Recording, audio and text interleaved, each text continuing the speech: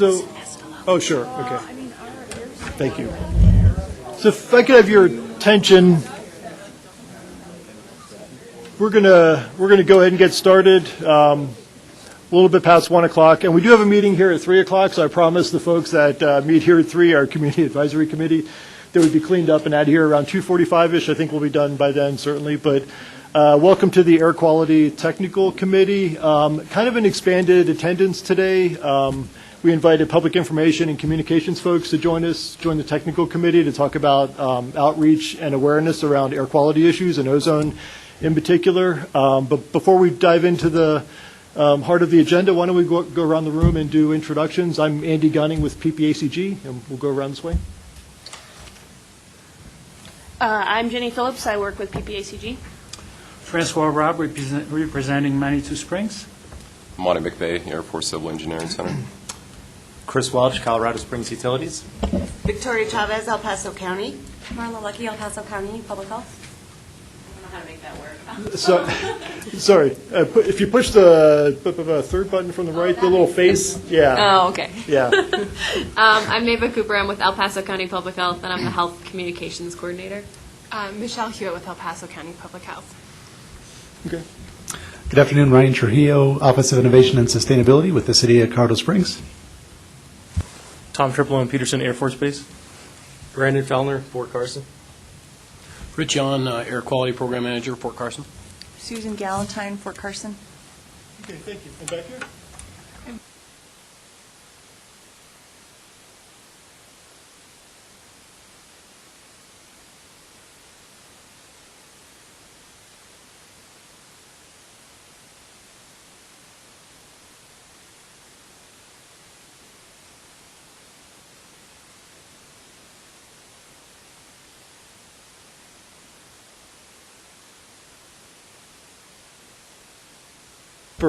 Thank you all for coming, and we'll talk a little bit about why we're here and why ozone is popping up on our radar again. I may point to some of the folks that know this a little bit more than I do, some of the technical details. But the main thing, like I mentioned, the main item for today's agenda was really a work session to talk about how we can raise public awareness around ozone. Got a couple of formalities first. Anything else that we should add to the agenda? We do a formal approval of the agenda. Okay, thank you. Is there a second? Second. All those in favor, please say aye. Aye. Okay, very good. Public comments. We'll take comment as well as we go through our public outreach discussion, but any comments from the public that folks want to offer beforehand? Sure, come on up.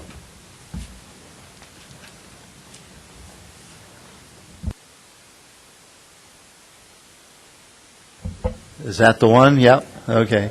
I've also learned this is the place to stand to get on tape. Lee Milner. Just wanted to applaud the progress you're making. You've got, it sounds like a lot of people who are knowledgeable about messaging and getting the word out about the ozone issue, and you've all certainly come a long way since January. So thank you for that. Also wanted Randy, the young woman who has come with her child, just said she couldn't make it today, but she wanted to be remembered and let everybody know that she's thinking about the issues and hoping that we can come to some solutions. So thank you very much.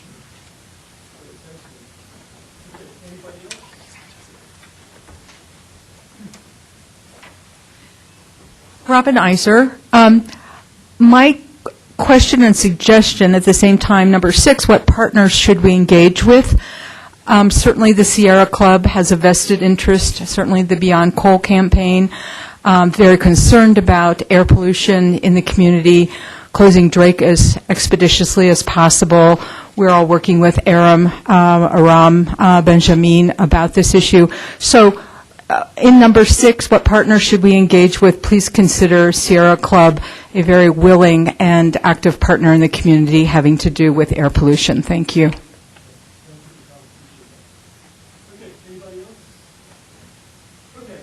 Back to the regular part of the agenda. We should approve the minutes from last month. Is there a motion? I know you are. You know the process. Second. Super. All righty. Any comments? All those in favor, please say aye. Aye. Any opposed? All right, our minutes are officially approved. Okay, so this gets really to the heart of what we wanted to talk about today. And as we've talked about, since this group got really resurrected back in January, we've talked about the need to raise public awareness around ozone. There's a lot of other stuff that we could and are starting to do already as an agency to try to engage with business and with industry and with utilities and others. And that's going to happen on a parallel track. And I'll maybe look to Monty and others to give us a little bit of background on why ozone is an issue and why we're bumping up against this complicated 3-year measurement that EPA puts out. But one of the big things that we could do is raise public awareness to let people know that there are some pretty basic, easy steps we could all take to reduce emissions that really could, cumulatively, when you add them all up, could have a pretty positive impact. It's really kind of hard to measure, if you mow your lawn after 5 p.m., for instance, or stop at the click when you're fueling up your gas tank, what those impacts are. But all of those things really do add up, and those are some of the tips and things we'll talk about today a little bit.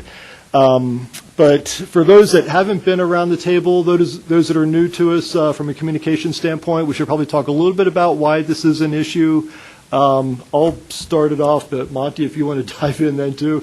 There's, 6 pollutants that are regulated by EPA under the National Ambient Air Quality Standards requirements.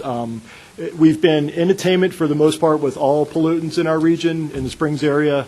We're coming out of what's called maintenance for carbon monoxide next year. We went through a period where we had to show that we maintained the EPA standard, and we're going to come out of that period starting next year. But ozone is one that's popped up on our radar, fairly complicated standard that's measured over a 3-year period. The concern that we have is if we have another year this year, especially over the summer season like we've had the past 2 years, that we may bump up and start exceeding that EPA standard. We currently attain the standard, although the standards have been tightened over the past couple of years. They were reduced in 2015, I think was the last time they were reduced. So the threshold's been coming down as far as what's allowed by EPA. And our emissions are kind of going like this. They go up and down. They're dependent on a lot of different sources between automobiles, energy production, industrial processes, a lot of different sources that go in to form ozone at the ground level.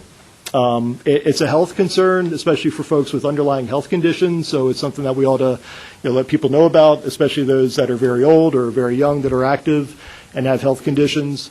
But like I said, part of this public awareness effort as well is to let people know that there are things that we can do to reduce emissions on an individual basis, household basis, on a business-related basis, and so forth. But Monty, you want to fill in the gaps? Yeah, you did a nice job of summarizing. I think just, mainly the bottom line here is this group's been pulled together. We're trying to be proactive in our initiatives, not only for the benefit of clean air, but the point is that we need to have a relatively clean summer.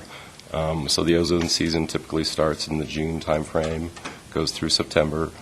And by being proactive, if we can reduce our impact and have a clean summer, El Paso County can remain in attainment. So it's not only good for the benefit of clean air, it's good for the regulated community, it's good for the regulator community. So just trying to get out ahead of it before we are dealing with official mandates. Very, very good. I tuned into the Air Quality Control Commission meeting, the state meeting that's run by CDPHE last week, and there are some promising forecasts that they're looking at over the summer that they're predicting normal, not above normal, but kind of normal temperatures, which would help. They're predicting higher than normal rainfall and precipitation given an El Nino pattern. That could help as well, but we need to kind of keep our foot on the pedal. Bad analogy probably, but keep pressing forward. That's not good for air. But yeah, exactly. But we need to be diligent. So it's highly dependent on the weather with a lot of sunshine here. That mixes with the different pollutants and causes ground level ozone. So we need to be diligent there. A couple of the things I was going to mention before we dive into the slides that'll give us maybe a little bit of structure for our conversation today. We at PPACG, we're conveners. We're the kind of lead planning agency in some respects for air quality and water quality and other aspects, but we're convening on this, and we're not going to be the only ones that we'll get the word out. We need the help of others, all of our jurisdictional partners, our military partners, utilities, and so many other community partners, and we'll talk more about that today. But we're convening and helping to develop messages, and kind of ideally, we're crafting messages that we think will work within our local community, but also relying on our partnership to get the word out for us, and we'll talk about that a lot today. We have help that's coming. I've been kind of pulling double duty and then pulled Jenny and Jessica in to help us out. So we have communications and public outreach and web development experts here, but we've got an environmental planner that'll be starting in May, so I'm hoping that she'll be here for our next meeting at the end of May. So this is out of my arena. I'm an urban planner, a little bit of a generalist, and a transportation guy. So, but we've got good experts around the table. But help is on its way, so that'll be a main focus of Samantha's efforts once she gets here in May. Any questions about what we're doing before we kind of dive into it? Made a copy of the slides that went around. I've got some extra copies here if anybody would like any. I think we have some extra copies, but just wanted to give us a little bit of structure about what it is we're going to talk about. We don't need to stick with this exactly, but just wanted to kind of structure our discussion a little bit. But we will get at it then. So these were sort of the main topics that we identified for discussion today. Identify which information we're trying to convey to the public, who are we trying to reach, what are we asking them to do, what methods do we have for outreach, what resources are available. And we've got limited resources. You know, this sort of popped up the end of last year, or summer, fall of last year, and we had already pretty much developed our budget for the current year, so we'll talk about that a little bit, but trying to use existing resources that we all have. And also, what partners should we engage with, and what events are coming up that we can kind of zoom in on that'll help us promote awareness and so forth. Should I grab the clicker up there? Oh, you've got it. Oh, cool. Oh, sure.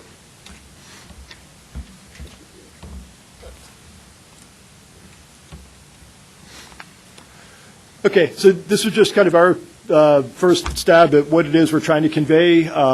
Air quality, ozone in particular, that it's important to our health and the health of our region and our lifestyle and our economy. A lot of people come to Colorado Springs and to Colorado in general because of clean air, clean water, outdoor living, all of those good things.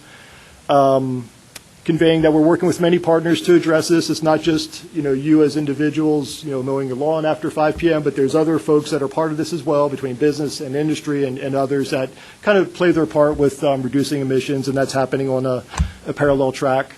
Also want to convey that there are pretty simple things that you can do as an individual to help reduce emissions. We've shared information before, really good information that the Denver region puts together. They've got a Simple Steps, Cleaner Air, Better Air campaign that they've been running for quite a while now, and they identify some of the steps we're going to talk about that are pretty easy for all of us to kind of partake in that do help reduce emissions. We want to convey where you can find additional information, and we'll talk about that here in a few minutes. We've been updating our website that can be sort of maybe a one-stop shop in our region that we share with our partners here to get out some information to the public. And also want to let people know where they can go to sign up for alerts, to find out when they should limit their exposure outdoors if there's going to be a high ozone day over the summer, and then also use that as a way, as kind of a call to action, if you will, to let people know that, hey, now's the time, over the next 3 days, it's going to be a bad ozone couple of days. Now's the time to reduce emissions and reduce travel and all of those other things that they could do to help us in terms of air quality. But anything else come to mind that we should convey? Okay. Next. Who are we trying to reach? Pretty much everybody in the region in some sense, but individuals, households across the region, especially those that can do something about reducing emissions as far as reducing travel or other behavioral changes. In particular, want to make sure we're focusing in on sensitive populations as well, and we've got some networks that we can reach out to, especially the elderly population we have in the region. Parents with young children who are active, they could be especially vulnerable to peak ozone days, and residents with underlying health conditions that should know about what's going on when they should maybe limit outdoor activities and so forth. We've got great networks to reach out to our military-based populations. Businesses, obviously, we've got some networks to reach out to major employers and other businesses throughout the region. So, I mean, it's pretty much everybody within our region in one way or another that we're trying to reach out to. Andy? Yeah. Can you also add to that the Olympic Training Center? Oh. And community centers where there are outdoor playgrounds and such, where children are going to be playing, and also schools. You're reading my mind. So we didn't have community centers down per se, but that would maybe tie in with some of our local jurisdictions and others that run recreational centers, community centers. But the Olympic Training Center, that's a great suggestion, and we've heard that. We want to definitely reach out to the Olympic coordinating folks and the training folks in the region, even some professional sports organizations in the region as well. So we're on the right track here. So good thought. Next slide. So what are we asking folks to do? Basically two things, and we're finding that this is basically what the Denver region does as well, as they push out alerts, whether they're from the state through CDPHE or if you get an alert from EPA or elsewhere. But one is limit exposure, especially if you have an underlying health condition.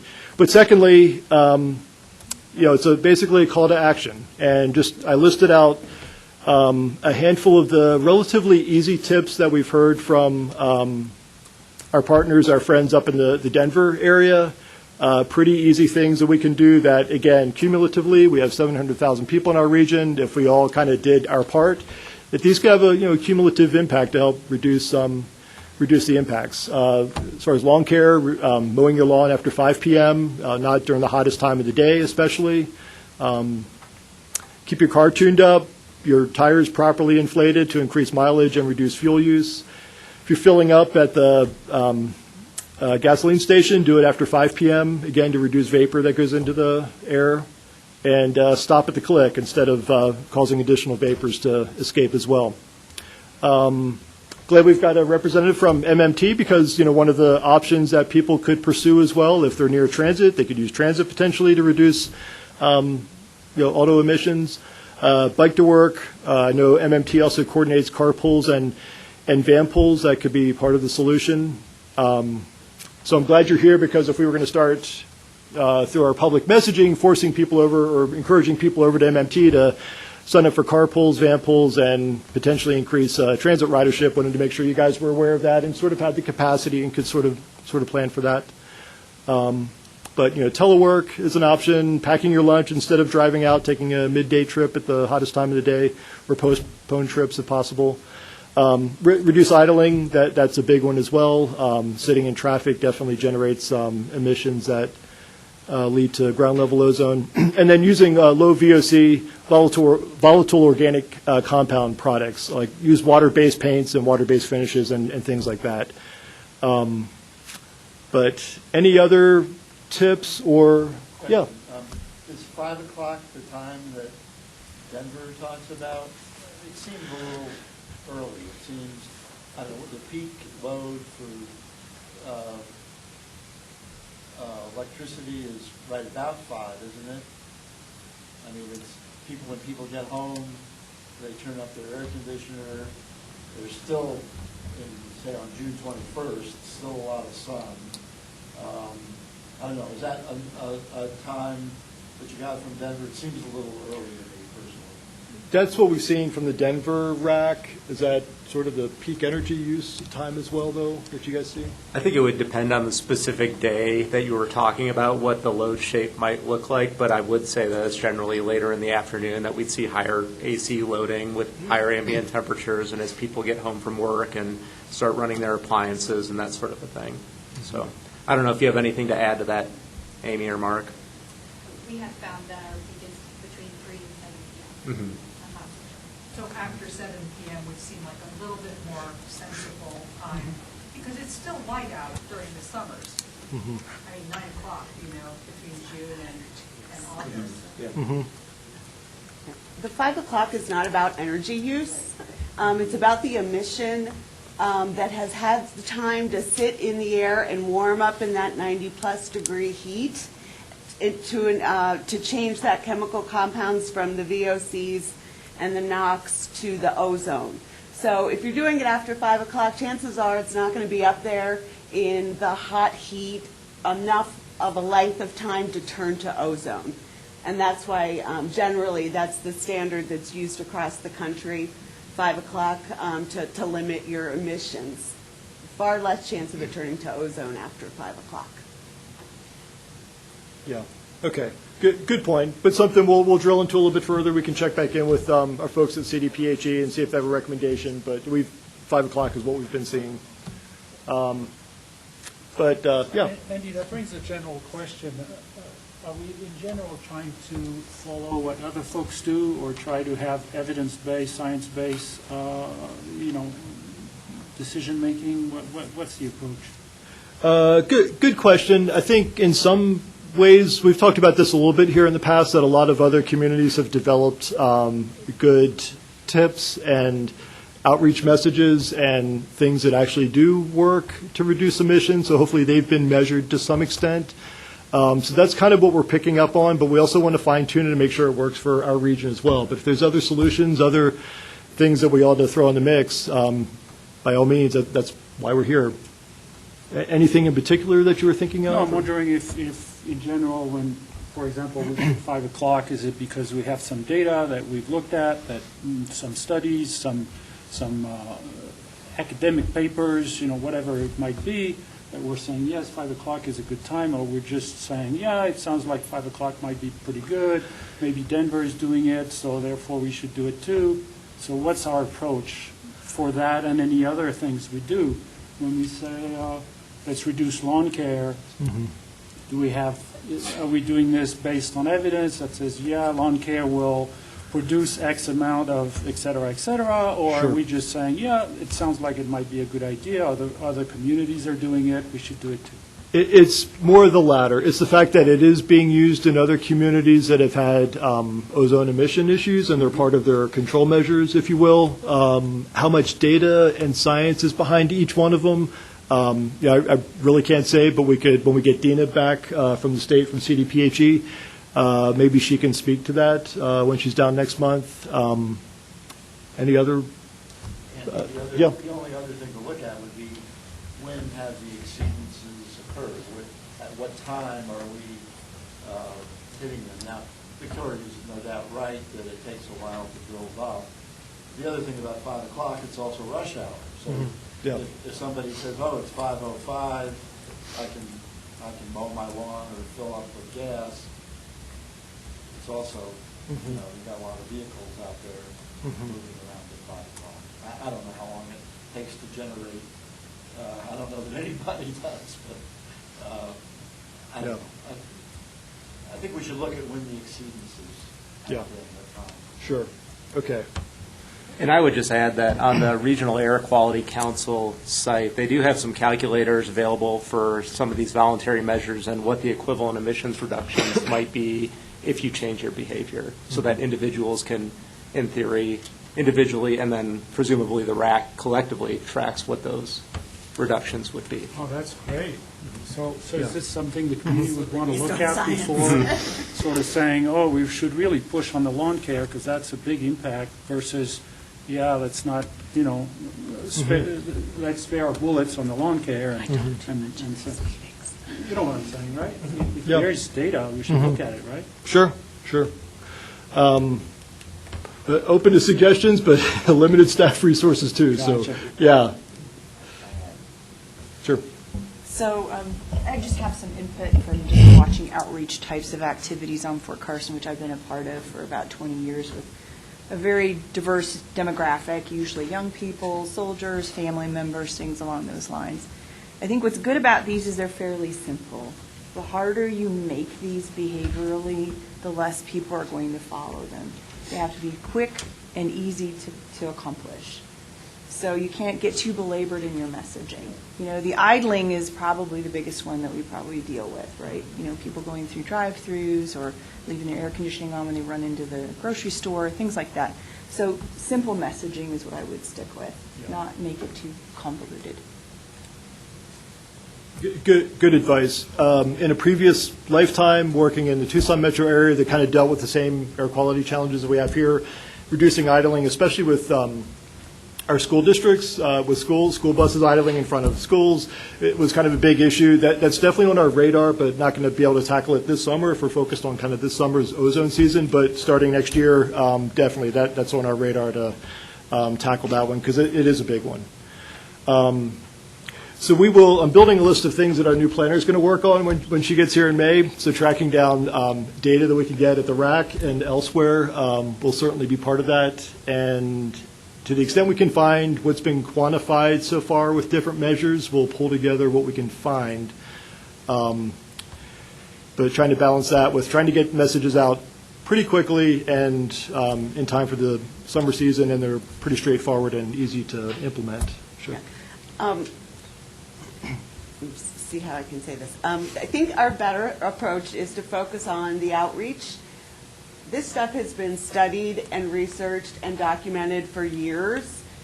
These are sort of the simple ones, which I absolutely believe that you're correct. You have to be simple to actually get the behavior change. And the reason to have a bunch of them is that somebody may go, I can't do that, but I can do that one. So to give them a little bit of those options. So instead of doing a research project or tracking down a bunch of data, I think we should just focus on the outreach aspect. I have an environmental sciences background. I've studied this. I swear to you it's out there. These are not things that are unusual. They've been documented. It's been proven. We can go through the emissions inventory kind of thing, and at some point we want to do that, but I think our goal right now is to focus on staying out of non-attainment, and this is going to be a really good way to get to that. So I would suggest on our limited resources, we focus on the messaging and getting our partners here to put things on the websites and stuff like that, and really push at that this summer because the time is running short, and these are seriously very documented already. And just, I think when you work with subject matter experts that are technical experts, so I work with engineers and architects and all those folks, so when they convey information that is technical in nature, your audience is not. It is a lay audience, right? So that's why these simple bullets are things that they can kind of digest. The more you delve into the technical issues, you're going to lose people and they'll tune you out. Yeah.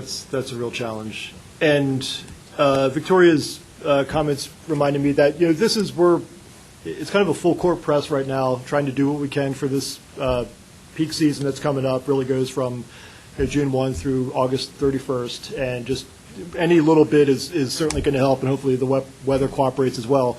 But we're going to keep working this, even if we dodge a bullet, if you will, this year. We still attain the standard after this summer season. We want to keep this going and identify some other things we can do, whether it's working with school districts to reduce idling and other measures that we ought to be proactively engaged with. I think our group sort of fell away a little bit over the past couple of years because we became a little bit complacent. We were in pretty good shape, but watching what's happening as far as the standard getting tightened a little bit more, we're going to keep bumping up against it as we continue to grow as a region. So I think maybe at some point as we get to kind of next steps, we can identify short-term things we're going to do over the summer and then start creating a list of other stuff kind of longer term that we're going to dive into once we build up some muscle memory around the short-term things. Okay, any other strategies, things? This isn't your last shot at these, but other things that come to mind, things you've experienced elsewhere? Yeah. And I always forget to turn that on. One of the things I was just reading about today, literally, was that breathing ozone air is like getting a sunburn in your lungs. And I thought that was a really good, visual analogy that, that could help go along with the limit your exposure. Why do you want to limit your exposure? Well, it's like getting a sunburn on your lungs. So I thought that was a good way to put it. Where did you hear that? I read it in an article on CNN. Okay. I'd have to go back and pull it up. Where it came from? So Jenny shared an article. So the American Lung Association, I think just today or this week, came out with their ozone alert, their levels of which regions are the worst regions as far as emissions. And I think it was, in that article. We'll get that out to the group. Article. Yeah. That was it. Okay. Yeah. Mm-hmm. Yeah. Very good. And Good I'll catch. highlight that the American Lung Association is another really good partner. Mhm. They, a lot of times in this area, are the ones that do the Clean Cities programs. Okay, good. And I was curious, they're not on our list of partners yet, but they certainly will be, should be. And I was curious if they have a local presence. We'll talk about them in a minute. Yeah. Okay. Okay. All right, so we'll come back to this, I'm sure, but we can move on to the next slide. Methods for outreach, there's probably a lot of other things that we could talk about and engage in as well, but website, we'll show you this in a few minutes. Maybe after we get through this list, we can show the draft website and the video that we've been preparing, but we've been updating ours at PPACG. It's been a little bit static, but we're pulling in some, we think, good material from other communities, the Denver region, North Front Range up in the Fort Collins area, because they're in the same airshed as the Denver metro area. So trying to update our website to provide a little bit more clear information to the public to find out why this is an issue. CDPHE at the state, they've got pretty decent info to some extent that we can maybe point to, and other websites as well that we should figure out how we can kind of all get connected.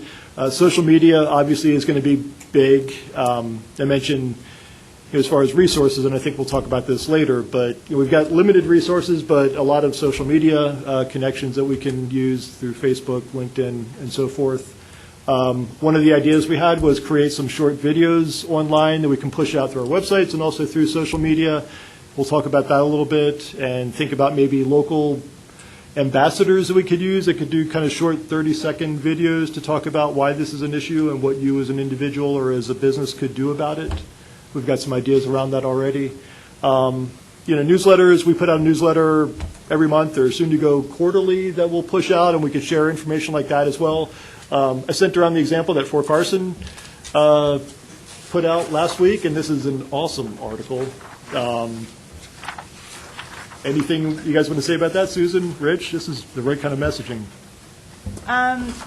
Yeah, he came back from the meeting he had with you last month, and we've previously done a little bit on air quality when we had some pretty aggressive sustainability goals. So Rich worked on an article. We got it in our Mountaineer newspaper that is provided in hard copy and also online. There's a website, and then it's subsequently linked to our Fort Carson Facebook page. We have over 80,000 people that like that page. It is extremely popular. So that is like the number one way for soldiers, their family members, retirees, people in the community to follow what Fort Carson is doing. So when that article was linked, they showed the photo that went with the article, kind of an eye-catching thing. And that is something that we've leveraged quite well. Because Mountaineer, it has a particular audience, but that Facebook page is kind of our primary means.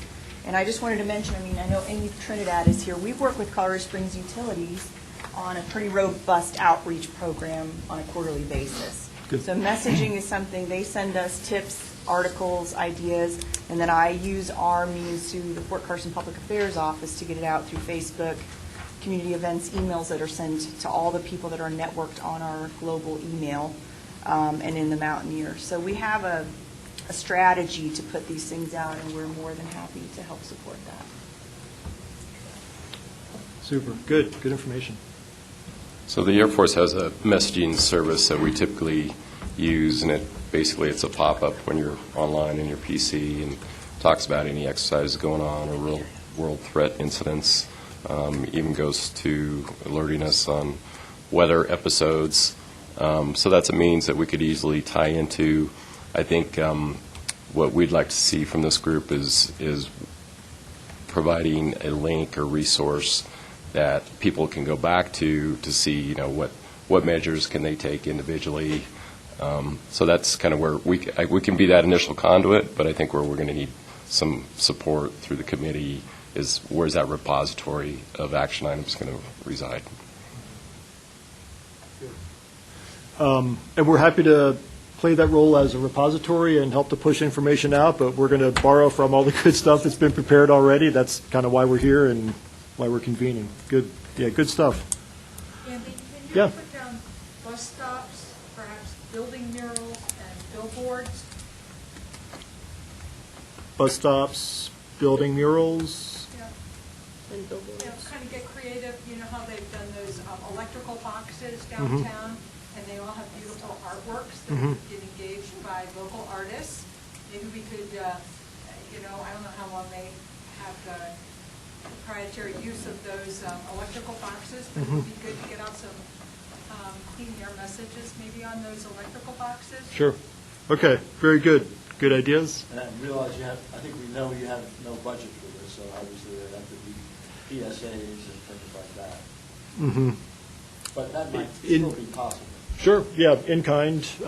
Once we get a new person on board, this is going to be down the road, but going after grants and other foundation funds, things like that, going to miss our peak season this year, but... An empty billboard that they can put up for 4 months, something like that. Okay, good. Tax write-off, whatever. Sure. Okay, good. Appreciate that. Good stuff. Media, print, TV, radio, don't have money, obviously, to do radio buys, PSAs and such, but we've talked about engaging with the media, maybe doing some op-ed, guest opinion pieces that could be picked up, obviously. I think we'll talk about this later, but TV, we talked about maybe engaging with our weathermen and women, meteorologists that are getting the word out and get them trained. They do this quite a bit up in the Denver metro area to speak to potential ozone alert days that may be coming out in the next 3 days is kind of their forecast when the state and any EPA push out alerts. So if we can get them up to speed, that would certainly be helpful. Speaks to the next item, emails and texts. I know you can sign up through CDPHE's website to get an email alert, again, on what the next day or 3 days is going to look like. The one challenge with that is, if I understand it, it's really just a forecast, I think, just for the Denver metro area. Is that correct? Yeah, so it's not localized for what's happening here. So a little bit of a challenge if we're asking industry, business, and others to change their operations and reduce emissions based on what's getting forecast up the road 50 miles, where there is slightly different weather patterns and so forth. That's a little bit of a challenge. Community events that we can maybe help to spread the word. Not exactly sure what that would look like yet, but added that to the list. A suggestion that was made, I think, at our public session last month, and we've talked about, is engaging CDOT to use their variable message boards up and down I-25. Actually, just found out this morning that those message boards, at least within the city, are controlled by the city of Colorado Springs. Had a brief conversation with Travis Easton about that. So maybe that makes it a little bit easier for us to kind of fine-tune our messages and get them out there. But that's certainly a way to reach 100,000 people a day driving up and down I-25 and Powers Boulevard.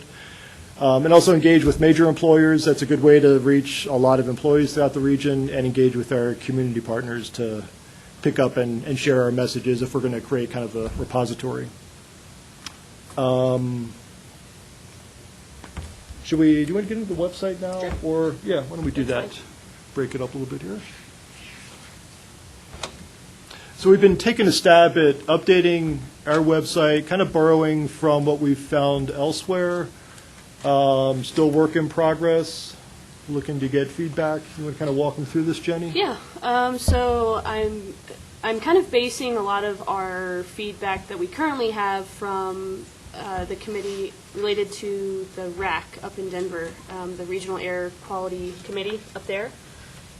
So we have just kind of, we would have some kind of link explaining about the air quality that day right here.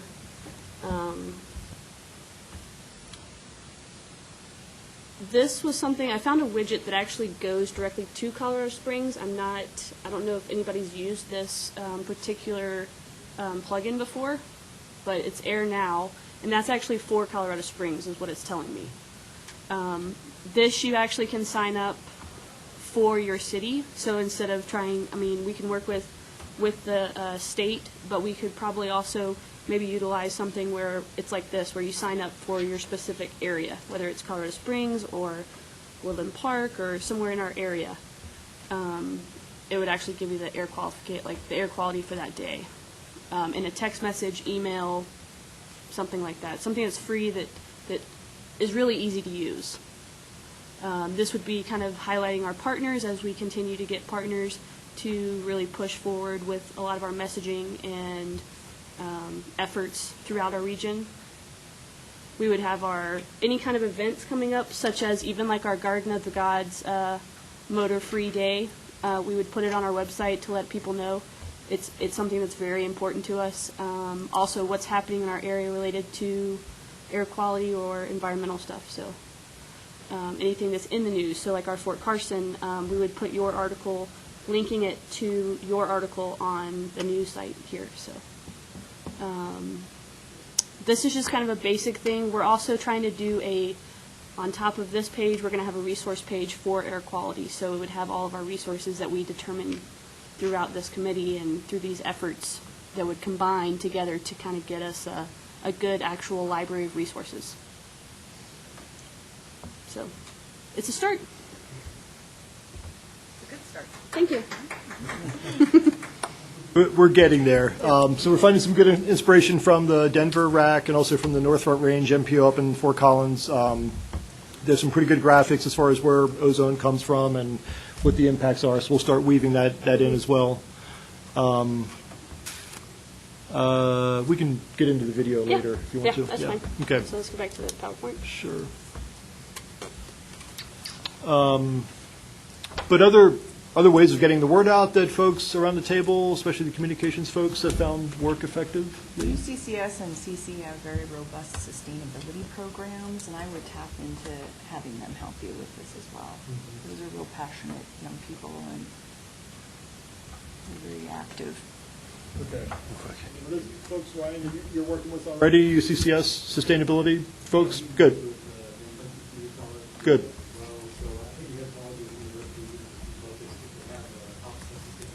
Mm-hmm. Okay. And if you can get Colorado Springs utilities some information, we can go ahead and make sure that our workforce has that information as well. Actually, I'd suggest that with all employers, making it a package for them that's very easy, that they can plug into their internal newsletters, that has these messages, some graphics to go along with it, but it needs to be easy for them. And I think knowing the importance, I think they would participate. We will not only communicate to our workforce at an individual level on what everybody can do individually, but we can also work with our police department in fueling practices and idling and things of that nature as well. And your newsletter for all your ratepayers.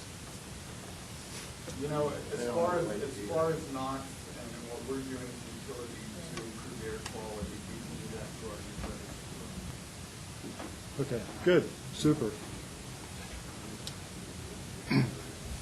Okay, good, thank you, But good. I would add on to that time's not on our side. As far as our publications, we're already working on June. So if the goal is to stay in attainment from June through August, we're going to probably have to look at electronic media as much as we can. Yeah. I think, sorry, the weather, if you can get partnerships with weather meteorologists, I think that's a great method because they also have that social media presence that they get a lot. Trying to go after, maybe you don't get all 4 stations, but I know KOAA is the highest rated station in all 3 news segments of the day for a population of 25 to 34-year-olds.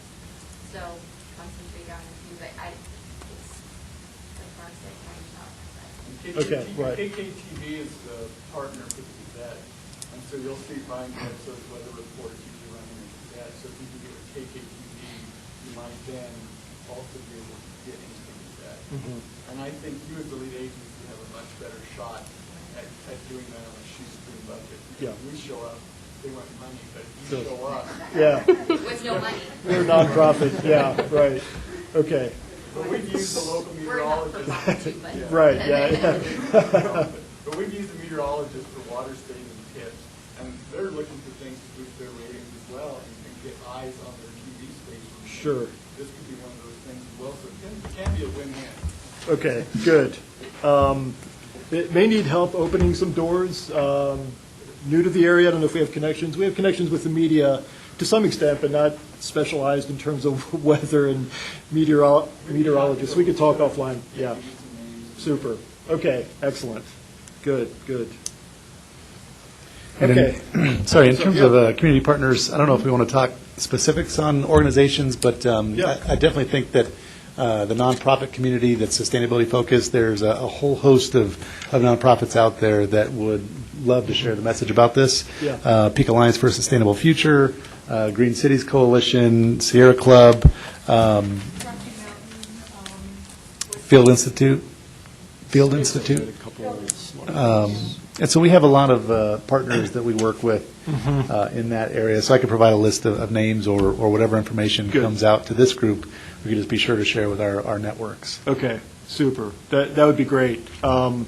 Yeah, just pulled up the list of kind of an overall outline of different constituency groups that we thought about so far. So as you think about others or ones within each one of those groups that we could specifically connect with, let's start putting those together. And I think, again, we're going to need to rely on folks around the table to help us out as we develop messages, you all kind of connecting with them. It's going to be hard for us to connect with 100 organizations, I think. But we'll figure out how to kind of coordinate that. But start thinking about specific individuals, specific agencies that we ought to start making those connections with. So generally, this is who we've been coming up with so far. Local jurisdictions, obviously, they're all part of PPACG. State agencies, between CD, PHE, and CDOT. Our military bases, our 5 bases across the region, utilities, MMT, and if there are other transportation demand management operators that run car pools, van pools, I don't know that there are, but we should connect with them as well, obviously. Made the connection already with the Chamber and EDC, Dirk Draper at the Chamber, willing to be one of our spokespersons to do a 30-second video that we post on our website and push out through social media. So I want to think about others we might want to rope in that arena. But there's a bunch of other chambers in the region as well, Tri-Lakes and Woodland Park and Fountain and a bunch of others. Want to connect with the home builders and regional, the Realtors Association. And I'm sure there's other business associations, the Downtown Alliance, Downtown Partnership, folks like that. We talked about media outlets and meteorologists.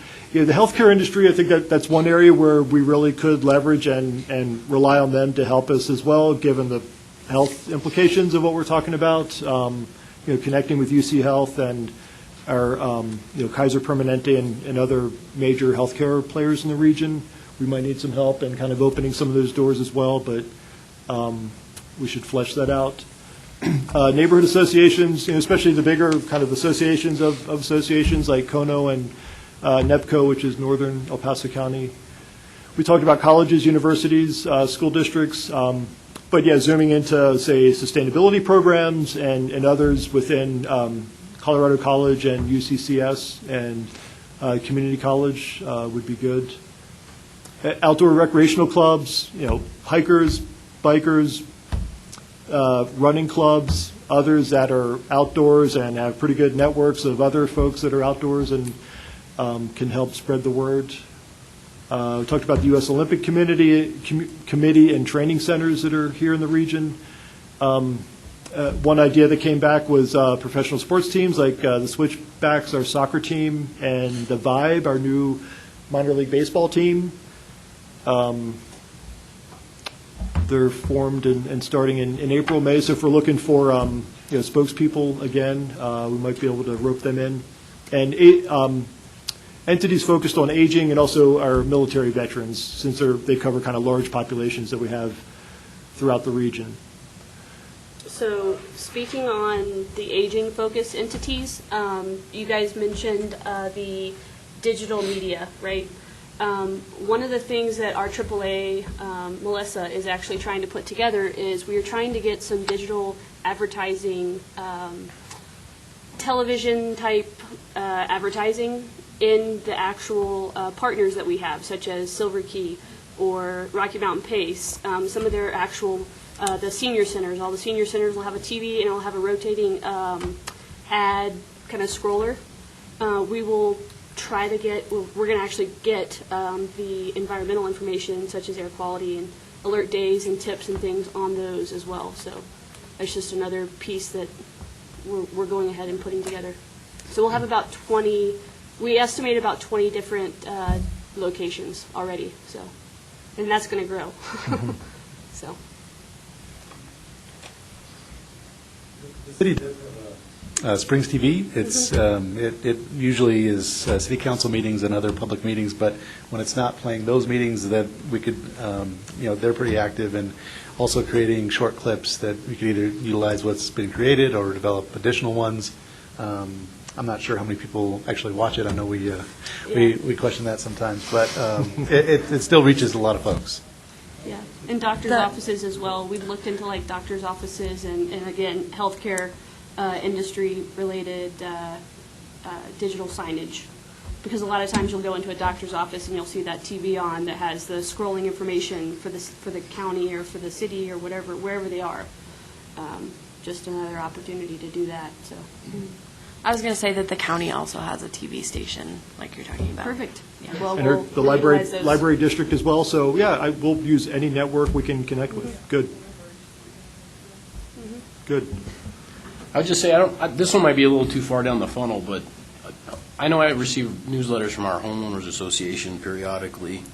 If there's a way to reach into those, especially for the mowing after 5 and these types of things, if there's a way to maybe get into those, maybe the bigger housing areas, that might be useful. Kono tends to be a really good partner with us for a lot of those things. So they coordinate with all HOAs throughout the region, or? Everyone who's a member. Okay, of the got it. Council of Neighborhood Organizations. Okay, all right. But even reaching Good. out to some other people like in Banning Lewis, because I don't think, do they touch Banning Lewis? The Kono does? Yeah, okay. So, even out there. So another option we can look into, El Paso County Public Health is running a big campaign across the county right now called Man Therapy.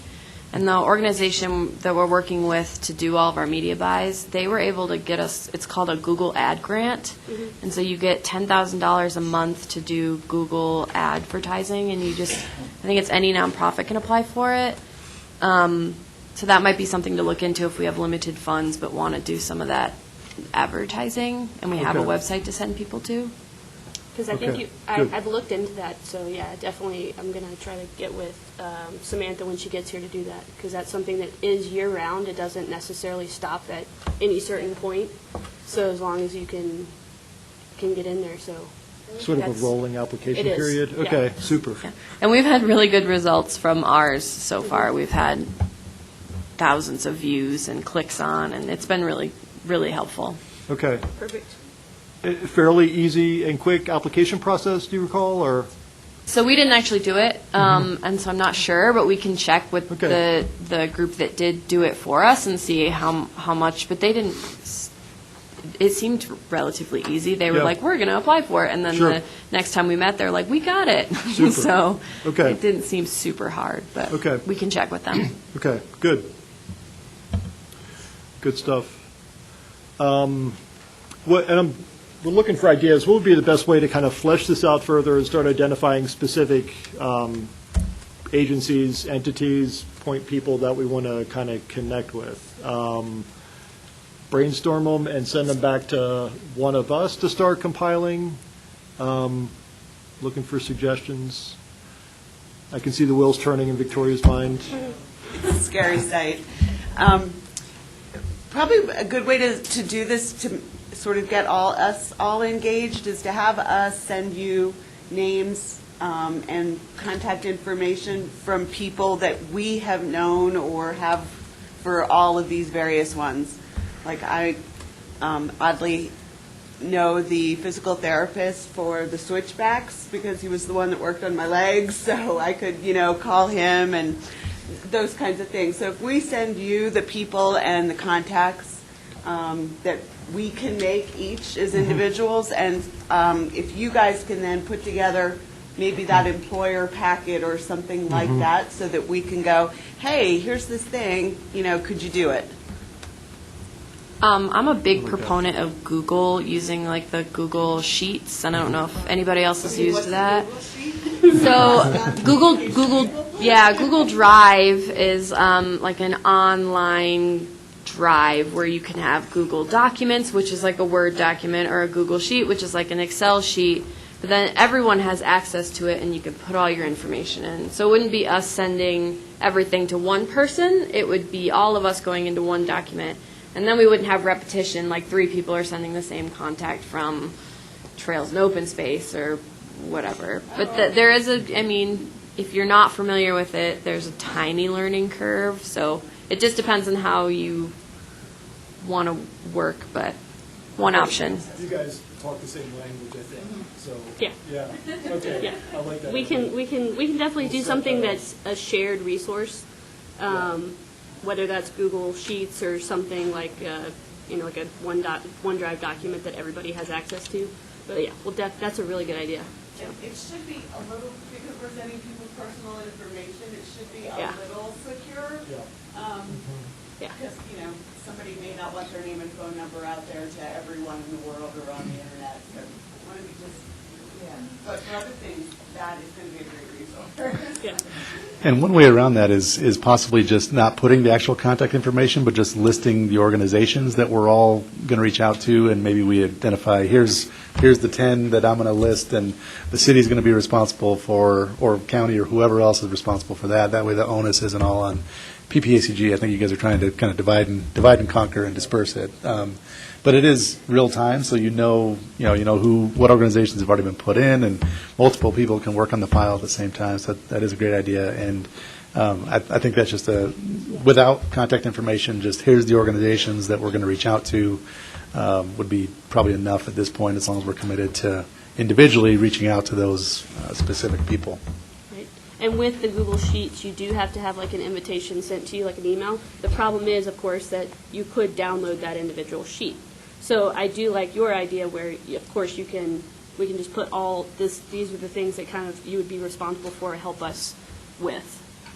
So we can kind of, determine roles there. Be a really good idea. So Andy, we're trying to catalog who to reach out to, and what about the content? Does that already exist, or? Well, the content. I'm thinking I contact somebody and say, I'd like you to pass the word on this, and if they say yes, then I have to give them something. Sure. And that's what we're still working on, hoping to, and we can talk about that as far as next steps, or we can start diving into that now. Working on a number of things. We've got a video that's sort of under production, and we can show that for now. That's one thing that could be pushed out through social media.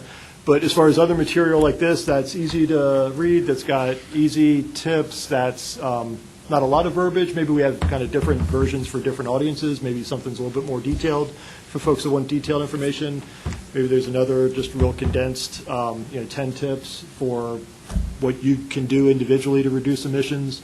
So we'll keep working on that and have that ready. Hopefully, I don't know that I can commit, but next few weeks? Within the next few weeks. The one thing that I want to point out, too, is that's a good point. Where do you find all these resources, the content, all that stuff? That's where that website really is going to be the main convener for all of our resources. So if somebody, such as Fort Carson, has that article, I'm going to pull that article and link it, not put it on our site, but link it back to their article directly from the Mountaineer.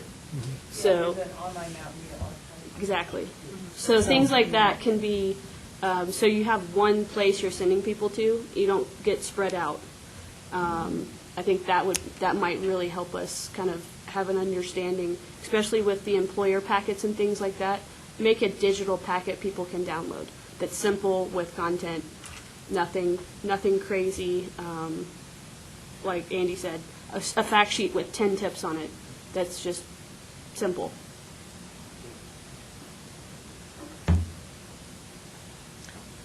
So we're looking to have a repository of content that any of the partner would go to and say, oh, here's some content I might be interested in communicating to my constituency. Yes. So and you would let them make that determination maybe with some assistance of, oh, you're an HOA, you probably need to look at those things. Those things really don't concern you. Don't go open 20 documents. Right. Yeah, like a category, which would help with identifying which resource would be best for them. Right. And then maybe even, I lost my train of thought, but even making the resources so that when we're the convener of this, so we're taking what other people produce as well as what we're producing. So we're trying to make sure that everybody, all of voices are heard, but in one specific place, in a way. So. Kind of thinking, broke down in my mind between kind of 4 different categories: website information that we're going to put on as we update our website and make that more robust, kind of short description, short tips that are just, half a page of things that you can do to reduce emissions. Maybe a third thing is longer, more detailed information that's downloadable that gets into more detail about what ozone is, why it's an issue, and then what you can do about it. And then the fourth kind of category of data and resources we could develop would be videos that we're going to be working on, maybe identifying a few kind of regional spokespeople, maybe it's a dozen or so, folks like Mayor Southers and, head of EDC, folks from the Switchbacks, Vibe, others that can be spokespeople that we give them some background information, and they do 30 seconds to a minute of video that we push out through the website, social media, maybe the various TV channels that we can connect with, public channels. But other thoughts? Who's doing the video production? This one. We've got, we don't have a TV I studio. pick up a lot. But, yeah. But anybody that is willing to help us. Yeah. But like on-site kind of things that we can do. I'm trying to make sure that we I'm available when we need production for things. And we've done some already. Yeah. For our aging, AAA, Area Agency on Aging, and others, we've done kind of short snippets before. So, because anything over 90 seconds, people usually kind of just glaze over and Yeah. scroll past. Yeah. So, short snippets, again, simplifying things so people really, that 90 seconds is like max. So. I feel like 15 seconds. Yeah, right. Well, 15 seconds per, if you're talking about 10 tips, 15 seconds per tip would be kind of long. So, condensing some of those ideas even, so you have a tip a day or some of those kind of things. Exactly. Yep. In terms of content, I know we touched on, the sunburn on your lungs. But when what we're trying to convey, I think we need to build more of that in terms of all of us face, reaching the general public and forcing them to take action. What's in it for me? How's it really impacting me? Whether we do kind of hit it head on the whole, we're, on the verge of being in an unattainment zone, if we want to lead with that message. I'm not the best communications person, but I think we need more hooks to get people really serious about this. Yeah. I think he's right. For us in this field, the non-attainment and how that affects us, it's a different thing than the lay people. That's why that messaging about breathing ozone is like sunburn for your lungs. That's you. That's personally, right? Or if you have asthma or things like that. So I don't think that our technical or regulatory issues are necessarily the most exciting to hook them with, Mm-hmm. So it has to be more personal to people. Yeah. Couch a lot of these and save money. Yeah. Save money. Yeah, sure. Yep. Yeah.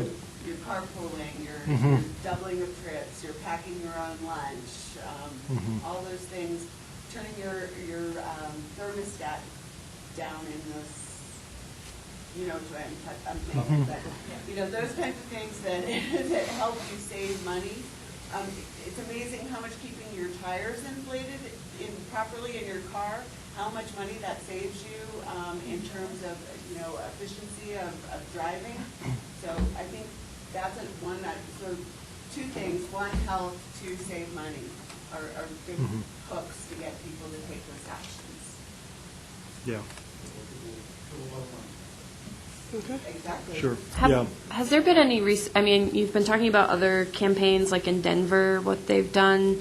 Do we have a kind of collected what other cities and counties have done that we can pull from their messaging instead of trying to reinvent coming up with clever, interesting messagings is sometimes difficult. Yeah. CDPHEs, their Simple Steps, Better Air, it's, you go to their homepage and there's 3 basic links. What is Ozone?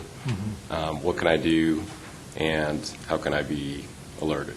So would we be pushing out that messaging and they're creative, or would we be redeveloping our own? We're taking Yeah. we're taking what they kind of did and piggybacking off of it. Because again, we're limited resources. We're trying to use all the resources that are already available to us. Yeah. So, I mean, And we could pull up their website. We've pushed some of that information out to the committee before about their Simple Steps campaign. They've got a carpool confessions video that they push out. I mean, some pretty catchy stuff. And we've basically gotten licensed to be able to use their material. this is not the actual website. If you scroll down, there you go, right there. Yeah. Maybe one of the things that I'm thinking is like just a handbill, you know, that like just a little list of things. What can I do? People are hungry to help the environment. I can see teachers handing them out. You know, take this home to your family. Put it on your refrigerator. Handbills are inexpensive to make, and you know, it's 12 top things you can do to reduce ozone in your community so you can breathe better. You know, really simple things. Yep. Yep. Okay, good. Good point. So their website, again, is very simple, very straightforward. I mean, their messaging, they have the carpool confessions, which was a great concept. We don't have enough content as of right this minute to make something like that, or the resources, but we're going to attempt to do something with videos and short tips and kind of things like that. But again, it's this website. The wonderful thing about it is, again, it's a one-stop shop. You get all of your information about air quality right here. So whether you're looking for resources or you're looking for a download, it's all right here.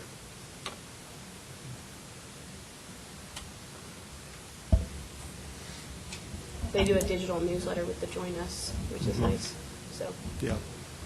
Yeah, well, This is just a question for my own knowledge. Is there anyone here who's more connected politically or on the policy level to help improve bike lanes in our community, such that that would also intersect with this long-term? I know it's a little political, right, about the bikeability of our community or not?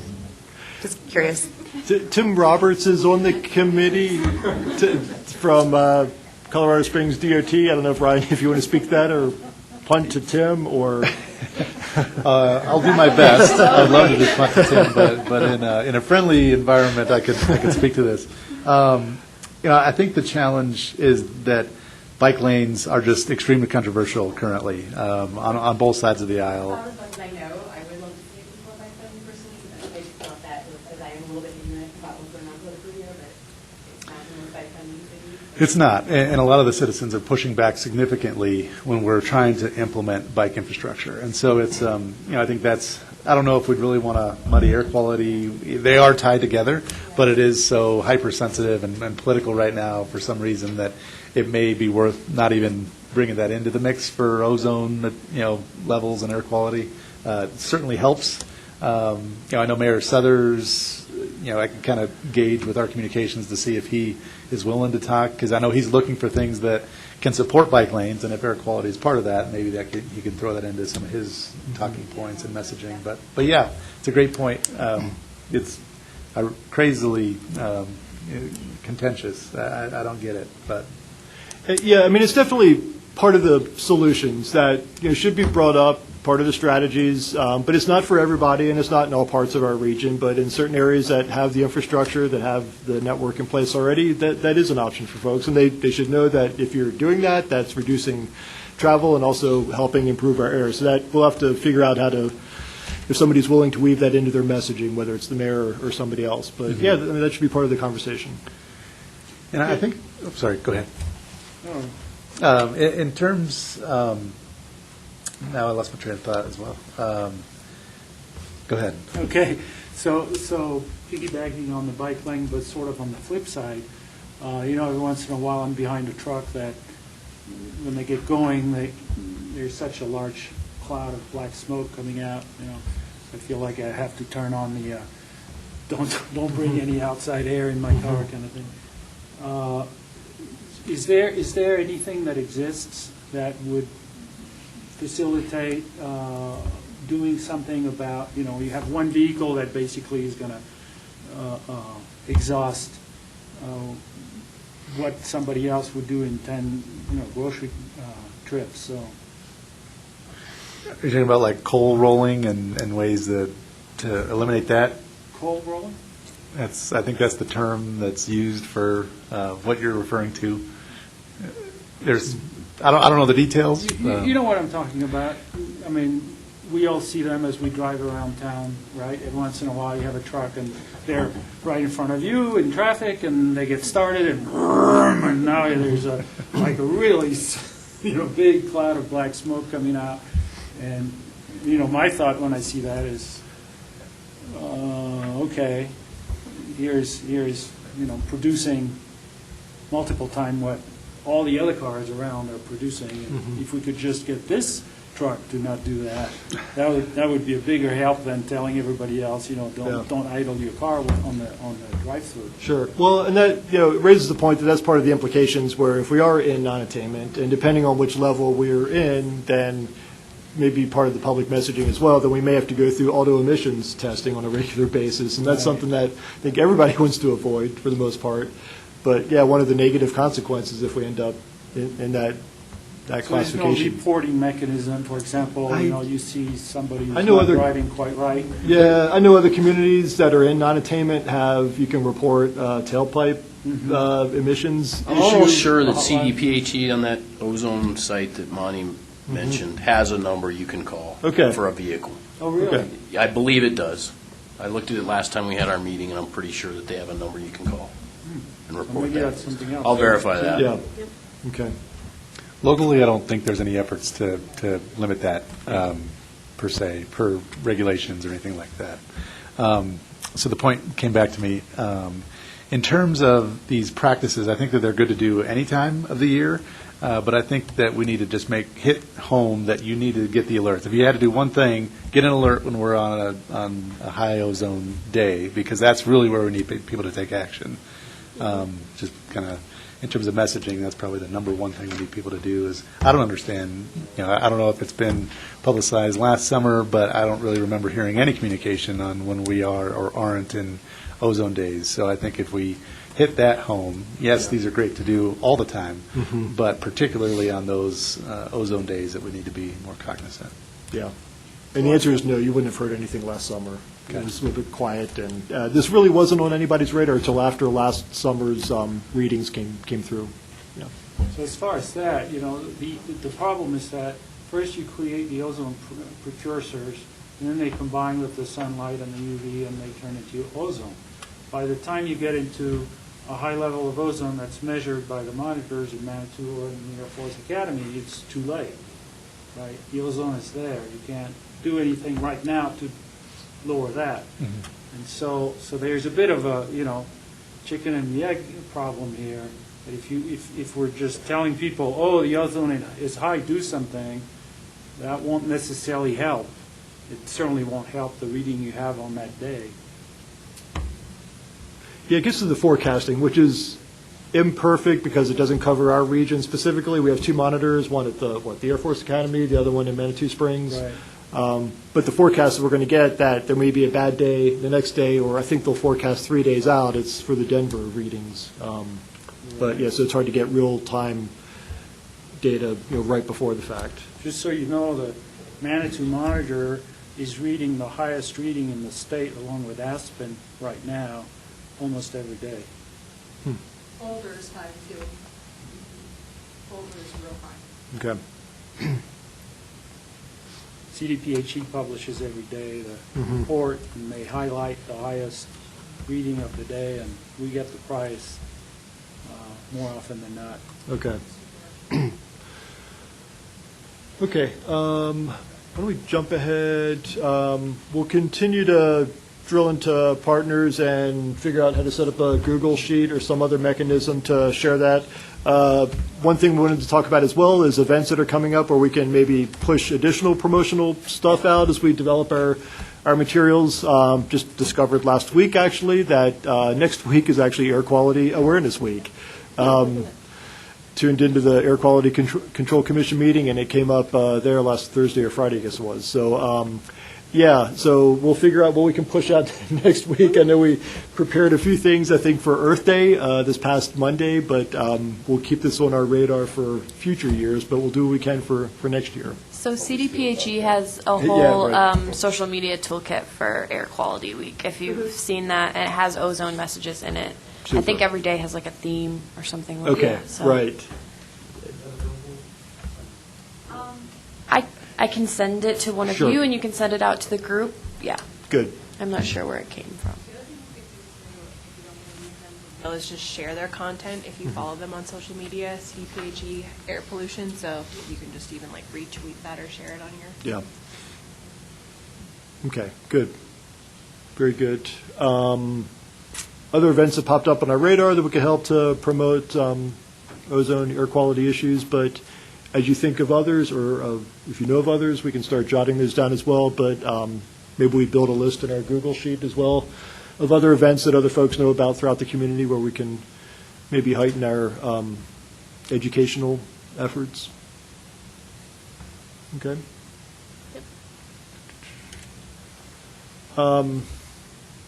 So next steps, a bunch of things we need to do. We're going to keep working on our website, message development, and not just for social media, but for handouts we talked about, handbills, a short PDF, longer PDF that has information that we can borrow from other entities. We'll continue working on that. If you know of folks we should engage, that could be community spokespeople for very short videos, 15 seconds to 45 seconds or what have you. Please keep that in mind. And I think our partners list, our partners database, we definitely need to keep that in mind and start fleshing that out and put something out, whether it's a Google Sheet, Google Share Drive document or something else. But other ideas, other suggestions? Lee. I'm going to go up to the microphone for this. Yes, it's partially a comment, partially a question. I realize that Chris and Andy and Dave Paget met with CSU. And the report back that I got back from Aram Benjamin was that a process had been set up to deal with the power plants. And I guess to some degree, I think the point I'm making is that at 3.7, was it 3.7 tons a day, Drake is a large factor as far as NOx. That doesn't include VOCs. Nixon is a significant contributor, but probably as far as the effect on the meters, less of an effect. I guess to what degree has CSU committed to taking a lead in helping with this so that the public knows the little things that they're being asked to do are being compounded by the Colorado Springs utilities? I don't know if anybody's able or willing to answer that at this point, but I wanted to ask the question and kind of put it on the record. Well, I think there's a lot of efforts ongoing and discussions associated with retirement of Drake, energy vision discussions, other meetings, and that's kind of on a parallel path to what we're talking about here. And from a timing perspective, I think what we're really focused on is what efforts we can undertake right now, right? And how can we get the community engaged, educated, and that's the reason for the focus of this particular meeting. And I think CSU has been evaluating what potential steps we could contribute, whether it's employee communication, whether it's stuff that we could do with our fleet operations, as Amy and Mark were mentioning earlier, and whether if there is anything that we could do when it comes to operation of our facilities. So I still think we're in the evaluation stages of what that might look like, Lee. So okay. I don't know if that's... Well, yeah, you're in the evaluation stage. I mean, as Dina, the woman from the state, put it, she said, look at the sources that are over a ton a day, and obviously there's nothing close to a ton a day other than the power plant. So, and I understand it's a difficult thing it's about the hardest thing we could ask you to do, because you're being asked to maybe cut back on production of kilowatts just at the time when kilowatts are demanded. So I certainly appreciate the difficulty, but just as Aram said, they were trying to establish a process, and I guess that's where you're at. You're still working on that, and we'd love to hear. And as a spokesperson, maybe somebody from CSU would be a good spokesperson once you come up with that process. Thank you. And Lee, just in response, I think I might have had a different takeaway from Dina's comment. Okay. I think that she said in the context, at least from my recollection, of ozone, that you're typically looking at units in tons per day because it's a short duration standard. You're looking at an 8-hour impact, the maximum 8-hour value. So I didn't come away with the presumption that it's a strict 1 ton per day threshold for looking at what benefit you might get from emissions reductions. So I think collectively, when we talk about education and everybody being able to contribute their small share, I think that's important when it's in the context of the ozone conversation. Well, I agree it's not a strict thing, but it's still extremely significant. I mean, I would say it's hard to deny that it's significant. Thank you. Carl. Carl Schiller with the city. Just kind of, because it's a work session mode, a couple of observations. I apologize that I came late, and you all can take these or leave these. But one of the thoughts I had was, and I heard this from somebody, that if all the kind of public information campaign does is begin to alert people that there is a forecast, as opposed to we're already in a situation, and then if we're on alert, that is good information to have, because it gives people information with respect to their health, and it begins to put the issue out in front of folks.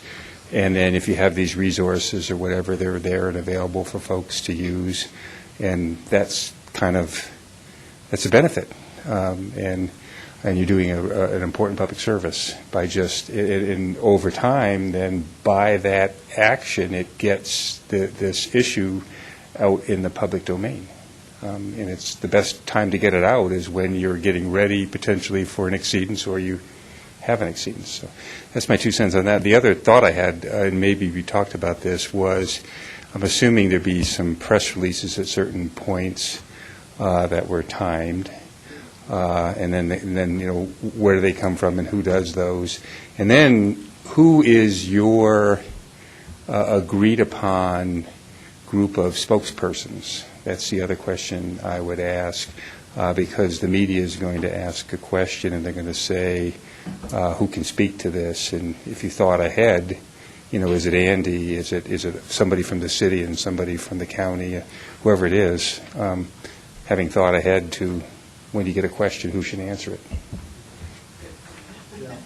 Really good point, and we haven't talked about that. No, not my thing. Our new person coming on board, yeah. When you're working on message development, I would just like to reinforce what you said. I'm sorry, what your name, Victoria? Victoria, Vicki. How did I miss that? So, Transit does a lot of marketing and public relations efforts surrounding trying to get people to ride the bus and join vanpool and carpool. And we often have an environmental message in the things that we do, but when you talk to people about the money that they can save, those are the most, without a doubt, successful campaigns that we run, period. And we would all like to think that everybody would get on board because of the health benefits and saving the planet and ozone reduction and things like that. But I would highly recommend that you focus on that personal impact and how they can save you. Good advice. Good, thank you. Which you know I will, whether you say yes or no. Can you tell us a little bit about what's in an employer kit so that we have an understanding? Like, I know it would be a press release and it would be something, but can anybody speak to what, should be in that employer list that we could then hand out to different large employers?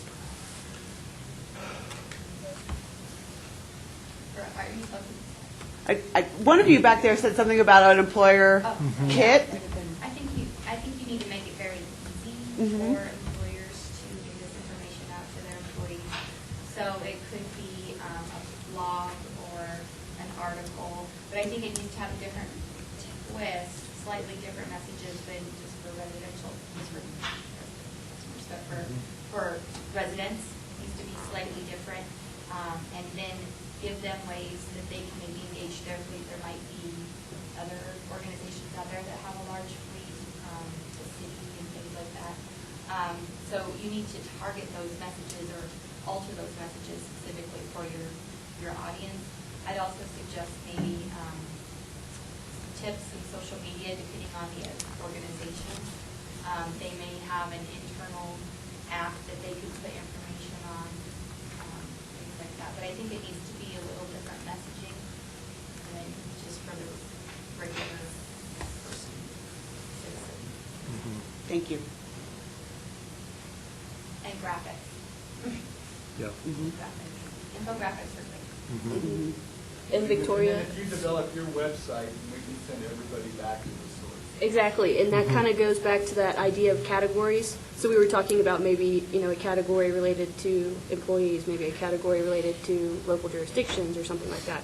So if we can categorize it so we have a specific messaging for employers, that would be on the website. Directly just that package. That would be something that would be very utilized. Haven't yet. We're working on it. I just wanted to shoot in a little feedback that I'm hearing kind of two categories of messaging. One category is prevention and what we can all do as good citizens to lower ozone. And then the other, prevention, and then the other one is protection. What we can do to help ourselves stay healthy and avoid ozone pollution effects. So prevention and protection. Yeah, that's a good way to break it out. But Okay, some good of them are observation. the same. But, Yeah, sure. For different people, different groups, say for seniors and for moms and dads to help take care of their kids, we want to do more protection kinds of things in addition to prevention. Yeah, okay, good. Good observation. That's where those alerts, if you can get through those meteorologists, they have pollen count alerts, right? So, Yep. there's a capability of putting out when you have high pollen count dates. So if you were able to forecast or at least say this is a not great date for you to be outside. So I think those alerts will be a good idea. Yeah. Okay. Is anybody doing forecasting for our Pikes Peak region? No. We've asked the state if they could fine-tune their forecasts, and don't know where that stands yet. Not promising, I don't think, but we'll keep working it. You mean CDPHE? Yes, yeah. So would we be taking forecasts from Denver and applying them down here? Is that, I guess my understanding is that we would have a forecast. Yeah, currently, that's all we have. We have talked to CDPHE about a regionalized forecast, or at least bringing in some of the expertise to understand how they do that forecasting, and then see if we could network here locally to create something that's more representative. Is Denver the only area they have a forecast? Specifically for this, yes. Yeah, I think that's the only part of the state that's in ozone non-attainment, so that's where they focus that effort. Yeah.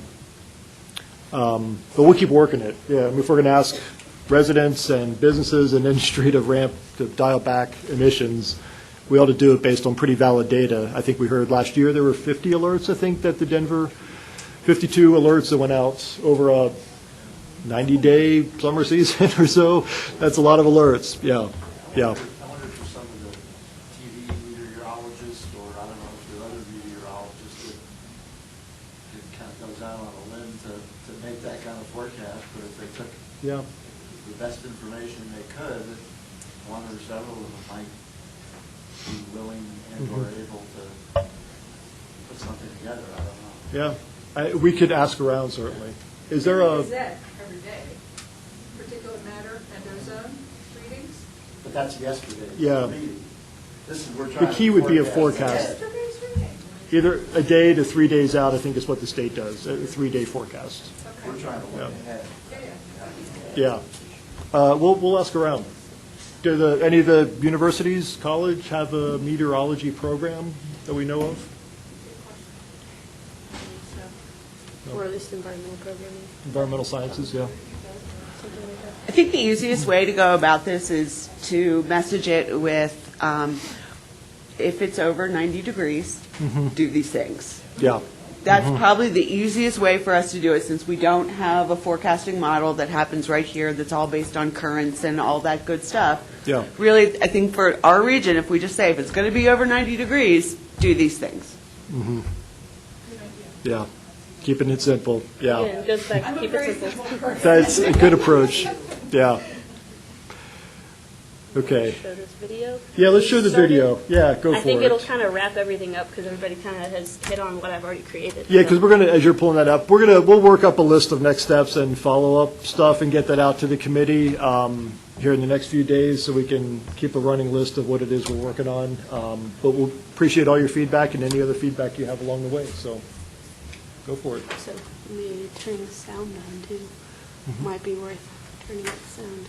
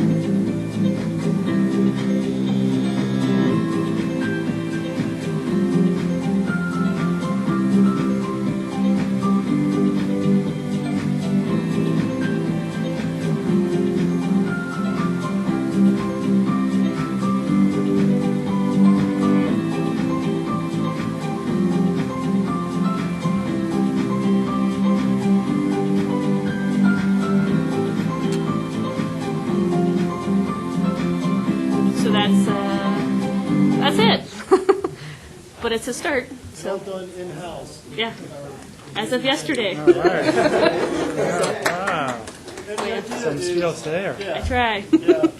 And we could scroll through who the partners are once we get partners kind of formalized. And we don't have to get into that now, but think about if somebody, say, Kono or a business association wants to be part of this effort, maybe have them sign some kind of declaration or whatever, just kind of committing to helping us out and getting the word out, and officially become a partner of the effort. Okay. Anything else we need to cover? Like I said, we'll work up a list of things we talked about and stuff we're going to be working on and where we need some help, kind of a to-do list. And we'll keep working it. We'll keep working on message development that we can start using as downloadables and stuff we can start distributing. Next meeting, I think, is Wednesday, May 22nd. I think I've got a commitment from Gina at CDPHE that should be down here next month, so I'll work with her to kind of flesh out the agenda. But we'll talk more about messaging and outreach. Obviously, this is going to be a big topic for the next couple of months. If anybody has anything else that we need to discuss, certainly let me know. And then we'll zoom in on who our spokespeople are going to be as well. Maybe we'll talk about that in the next meeting. We haven't elected a chair yet to this committee. Looking around at some of the folks that have been here for a bit, that would be good chairs / spokespeople. So don't know that we'll have that on the agenda as electing a chair. Next meeting, we'll get organized. We'll have a new person on board by then, but maybe the meeting in June, sometime in the summer, we'll figure out how to get organized in the chair, vice chair, and all that good stuff. But anything else? Okay, well, thanks, everybody. This is really helpful. We're learning a lot, getting a lot of good ideas together, so we'll keep working. Okay, thanks so much.